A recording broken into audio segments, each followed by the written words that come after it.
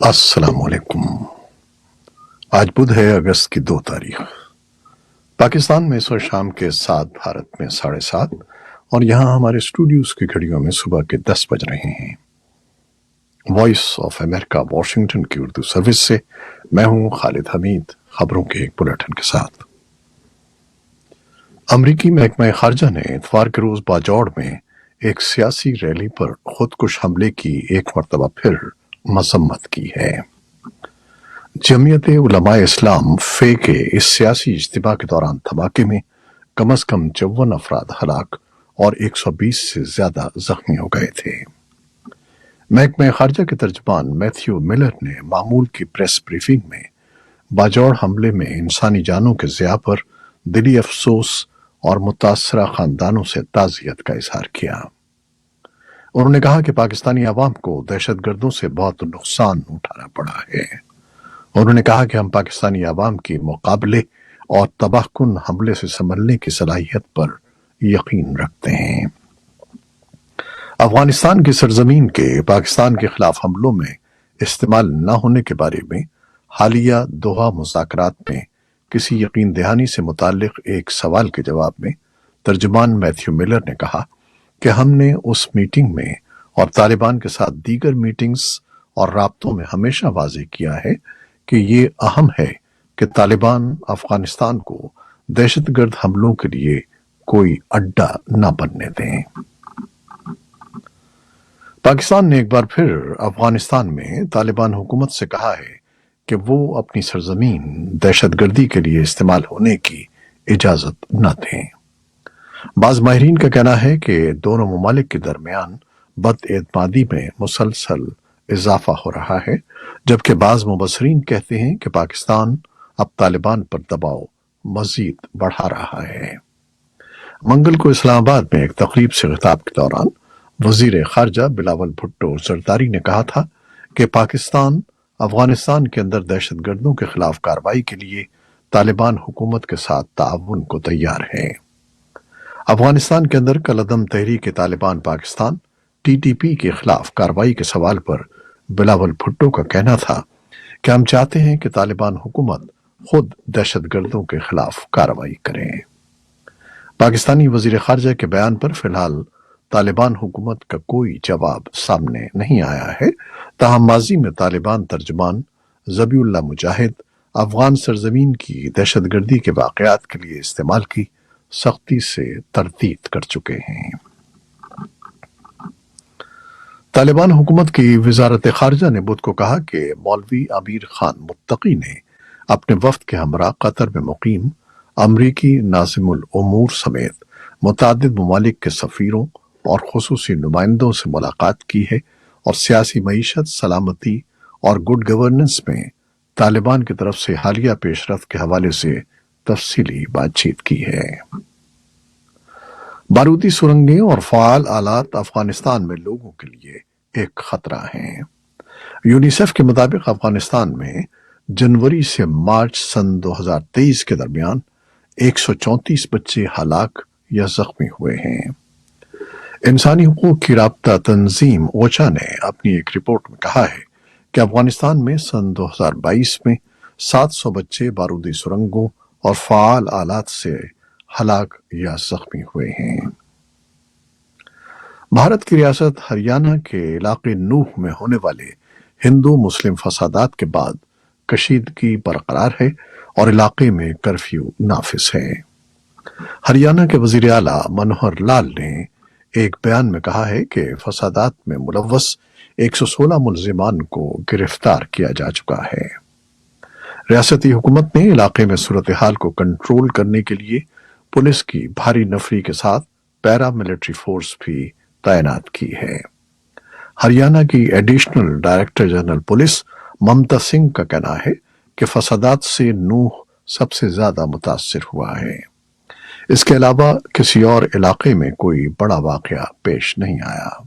ضلع نوح میں اس وقت فسادات شروع ہوئے تھے جب پیر کو ہندو انتہا پسند تنظیم وشوا ہندو پریشد اور بجرنگ دل کی ایک ریلی پر نامعلوم افراد نے پتھراؤ کیا تھا۔ आईन हिंद की दफा 370 जिसके तहत नई दिल्ली के जेर इंतजाम कश्मीर को खुसूसी पोजीशन हासिल थी, उसकी मनसूखी के खिलाफ भारतीय सुप्रीम कोर्ट में दायर की गई दरखास्तों पर बुध को समाअत शुरू हो गई। भारतीय हुकूमत ने इस दफा को 5 अगस्त सन 2019 को मनसूख किया था और उसके साथ ही रियासत को 2 हिस्सों में तकसीम करके उन्हें बराह रास्त विफाक के कंट्रोल वाले इलाके बना दिया था। इन फैसलों के खिलाफ भारतीय सुप्रीम कोर्ट में 20 से ज्यादा दरखास्तें दायर की गई थीं, जिन पर अदालत उज़्मा के चीफ जस्टिस धनजिया की सरबराही में 5 रुकनी बेंच समाअत कर रहा है।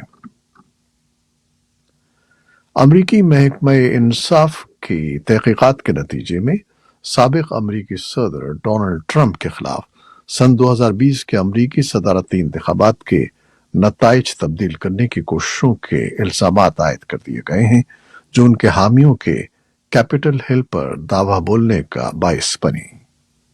उनके खिलाफ हुकूमत के साथ धोखाधड़ी और शहादतों में तब्दीली की साजिश का इल्जाम भी है।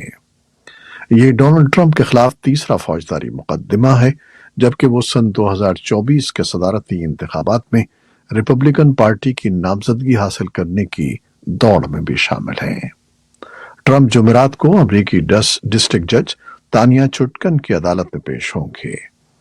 ट्रंप और उनकी इंतखाबी मुहिम ने इन इल्जामात को मुस्तरद कर दिया था। दुनिया की 3 बड़ी क्रेडिट एजेंसियों में शुमार होने वाली फिच रेटिंग ने अमेरिका की क्रेडिट रेटिंग को AAA से कम करके AA+ कर दिया है। फिच रेटिंग ने इसकी वजह गुज़श्ता 2 दहाइयों में अमेरिका में विफाकी, रियासती और मकामी सतह पर बढ़ते हुए कर्जों और हुक्मरानी के मेयार में मुसलसल गिरावट को करार दिया है। यह अमेरिका की तारीख में सिर्फ दूसरी बार है कि उसकी क्रेडिट रेटिंग में कमी की गई है। बाइडन इंतजामिया के अहदेदारों ने फिच के इस इक़दाम पर कड़ी तनकीद की है। वजीर खजाना जैनेट येलेन ने कहा कि यह फैसला मनमाना और पुराने आदाद शुमार पर मबनी है। क्रेमलिन ने बुध को बहरे अस्वद अनाज मुआहदे पर अपने मौक़िफ़ को दोहराते हुए कहा है कि मॉस्को इस मुआहदे पर वापस जाने के लिए तैयार है। क्रेमलिन के तर्जुमान दिमित्री पेस्कोव ने सहाफ़ियों को बताया कि सदर व्लादिमीर पुतिन तुर्किया के सदर रजब तैयब अर्दवान से मुलाकात कर रहे हैं। तुर्किया और अक़वाम मुत्तहिदा ने गुज़श्ता मौसम गर्मा में बहरे अस्वद अनाज मुआहिदा किया था। मॉस्को ने गुज़श्ता माह इस मुआहिदे से अलहदगी इख्तियार कर ली थी और शिकायत की थी कि आलमी बिरादरी इस बात को यकीनी बनाने में नाकाम रही है कि रूस भी इस मुआहिदे के हिस्से के तौर पर अपना अनाज और खाद आज़ादाना तौर पर बरामद कर सकता है। अक़वाम मुत्तहिदा में अमरीकी एलची ने मज़ीद तफसीलात बताए बगैर कहा कि ऐसे इशारे मिले हैं कि रूस मुआहिदे के बारे में बातचीत में दिलचस्पी रखता है। यूक्रेन के हुकाम ने कहा है कि रूस ने ओडिशा की बंदरगाह पर ड्रोन हमला किया है, जिसके नतीजे में अनाज का जखीरा करने की तनसीब को नुकसान पहुंचा है। यूक्रेनी फौज ने एक बयान में कहा है कि ड्रोन हमले के बाद गंदम के जखायर के गोदाम में आग भड़क उठी, ताहम किसी जानी नुकसान की इत्तला नहीं मिली। ओडिशा के गवर्नर ने रूसी इक़दाम को आलमी फूड सिक्योरिटी के लिए खतरा करार दिया है। रूस गुज़श्ता माह यूक्रेन के साथ गंदम दरामद करने के मुआहदे से दस्तबरदार हो गया था, जिसके बाद वो ओडिशा के इलाके में गंदम के जखायर को मुसलसल निशाना बना रहा है। अफ्रीकी मुल्क नाइजर की फौजी जनता ने पड़ोसी ममालिक के साथ सरहदें खोलने का ऐलान किया है। फौज ने गुज़श्ता हफ्ते मुल्क के सदर मोहम्मद बाजूम को नजरअंदाज करके इख्तिदार पर कब्जा कर लिया था, जिसके बाद पड़ोसी मुल्कों के साथ सरहदें बंद कर दी गई थीं। फौजी जनता के तर्जमान ने सरकारी टीवी पर ऐलान किया है कि अल्जीरिया, माली, लीबिया, बर्किना फासो और चाड के साथ सरहदें खोली जा रही हैं। यूरोपीय मुल्कों की जानिब से अपने शहरियों का नाइजर से इनखला का अमल भी जारी है। दूसरी जानिब नाइजर की सूरत हाल पर तबादला ख्याल के लिए इलाकाई अस्करी इत्तेहाद के सरबराहान का 2 रोज़ा इजलास नाइजीरिया के दारुल हुकूमत अबूजा में بدھ سے شروع ہو رہا ہے۔ پوپ فرانسس نوجوان کیتھولکس کے عالمی اجتماع ورلڈ یوتھ ڈے کے موقع پر بدھ کو 5 روزہ دورے پر لسبن پہنچے ہیں، جہاں پرتگال کے صدر نے ایئرپورٹ پر ان کا استقبال کیا۔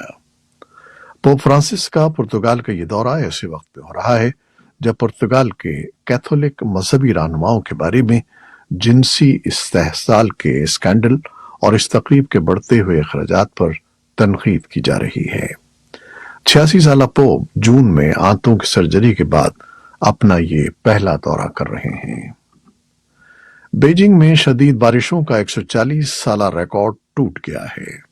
چین کے محکمہ موسمیات کے مطابق دارالحکومت بیجنگ میں گزشتہ 5 روز کے دوران 744 ملی میٹر بارش ہوئی ہے۔ اس سے قبل بیجنگ میں سن 1891 میں 609 ملی میٹر بارش ریکارڈ کی گئی تھی۔ حالیہ بارشوں سے کئی علاقے سیلابی صورتحال سے دوچار ہیں، جہاں ریلیف آپریشن جاری ہے۔ سرکاری میڈیا کے مطابق بیجنگ میں طوفانی بارشوں اور سیلاب سے اب تک 20 افراد ہلاک ہو چکے ہیں۔